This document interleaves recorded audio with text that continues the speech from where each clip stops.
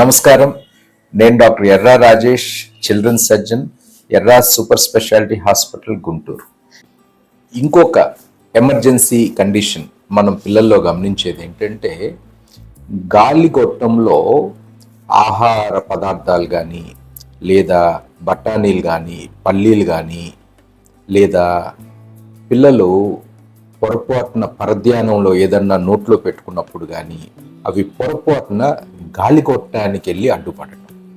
ఒకవేళ ముఖ్యంగా ఈ గాలిగొట్టం గురించి మీకు ఒక అర్థం కావాలంటే, మనకి స్వరపేటిక దగ్గర నుంచి ఫస్ట్ ట్రేకియా అనే గాలిగొట్టం ఉంటుంది. దాని నుంచి కుడివైపు ఎడంవైపు బ్రాంకస్ ఉంటుంది. ఈ తర్వాత ఊపిరితిత్తులకి వెళ్ళే శ్వాసనాళాలు ఉంటాయి. సో ఇప్పుడు ఒక్కొక్కసారి తల్లిదండ్రులు వాళ్ళకి ఆహారం పెట్టేటప్పుడు నోట్లో కుక్కటం, వీళ్ళు దగ్గు వచ్చినప్పుడు కానీ, నవ్వినప్పుడు కానీ, ఏడ్చినప్పుడు కానీ, వాటికి నోట్లో కనుక ఆహార పదార్థాలు ఉంటే వారు ఒక్కసారిగా గాలి పీల్చుకున్నప్పుడు ఈ ఆహార పదార్థాలు వెళ్ళి శ్వాసనాళాల్లోకి, గాలిగొట్టాల్లోకి వెళ్ళి అడ్డుపడే అవకాశం ఉంటుంది. ఒకవేళ ఇది స్వరపేటిక అంటే లారింగ్స్ దగ్గర కానీ, ట్రేకియా ఆ పెద్ద కామన్ గాలిగొట్టం దగ్గర కానీ వెళ్ళి అడ్డుపడితే మనకి అది ఇమీడియట్గా అప్పటికప్పుడు బయటికి వచ్చే ప్రక్రియలు, తల్లి కానీ ఏదన్నా బాగా కొట్టి కనుక అది బయటికి తీస్తే తప్పితే ఆ బిడ్డ హాస్పిటల్ దాకా రావటం కూడా కష్టమే. అయితే ఈ కొన్ని పల్లీలు, బఠానీలు, ఈ వెజిటేబుల్ పార్ట్స్, అటువంటి ఈ పెద్ద గాలిగొట్టంలో నుంచి చిన్న గాలిగొట్టంలోకి వెళ్ళటం జరుగుతుంది. అంటే బ్రాంకస్ అంటే కుడివైపు ఎడంవైపు ఉంటుంది. ఇలాంటప్పుడు ఆ బిడ్డకి కొద్ది దగ్గు రావటం, అప్పుడు దాకా బాగున్న పిల్లవాడు ఆ బఠానీనో పల్లీలో లేకపోతే ఆ నోట్లో పెట్టుకున్నప్పుడు సడన్ గా శ్వాస ఆడటం, కొలమాడటం, బాగా దగ్గటం జరుగుతుంది.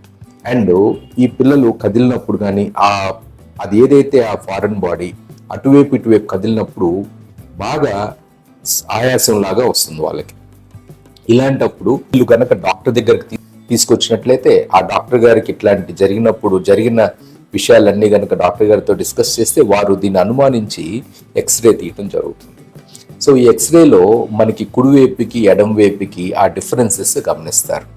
సో గమనించి వీటిల్ని ఆపరేషన్ చేయకుండా ఇప్పుడు లేటెస్ట్గా ఆప్టికల్ బ్రాంకోస్కోప్ అని వస్తుంది. ఆప్టికల్ బ్రాంకోస్కోప్ ద్వారా బ్రాంకోస్కోప్ చేసి దాన్ని ఏదైతే అడ్డు ఉన్నా తొలగిస్తున్నట్లయితే వీళ్ళు అందరి పిల్లలకి మళ్ళీ నార్మల్ అయిపోయి ఆ సాయంత్రానికో నెక్స్ట్ రోజు పొద్దునకో డిశ్చార్జ్ చేయడం జరుగుతుంది. సో ఇక్కడ గుర్తుంచుకోవాల్సిన విషయాలు ఏంటంటే, ఈ సంవత్సరం 2 సంవత్సరాలు ఈ పళ్ళు సరిగ్గా తయారవున్న పిల్లలకి, పరధ్యానంలో ఉన్నప్పుడు అవి నవిలి మింగలేని పిల్లలకి ఈ పల్లీలు, బఠానీలు, అట్లాంటివన్నీ కూడా పిల్లలకి అందుబాటులో లేకుండా చేయాలి. నోట్లో ఏదైనా వస్తువులను పెట్టుకున్నప్పుడు వాటిల్ని తల్లిదండ్రులు వాళ్ళకి కౌన్సిలింగ్ చేసి అవి చేయకుండా వాళ్ళ నోట్లో పెట్టుకోకుండా చూసుకోవాల్సిన అవసరం ఎంతైనా ఉంది. ఇట్లాంటి వచ్చినప్పుడు ఒక్కొక్కసారి హాస్పిటల్కి రీచ్ అవటమే చాలా కష్టం ఉంటుంది. కాబట్టి వీటిల్ని ముందుగా మనం నివారించుకోవటం చాలా మంచిది.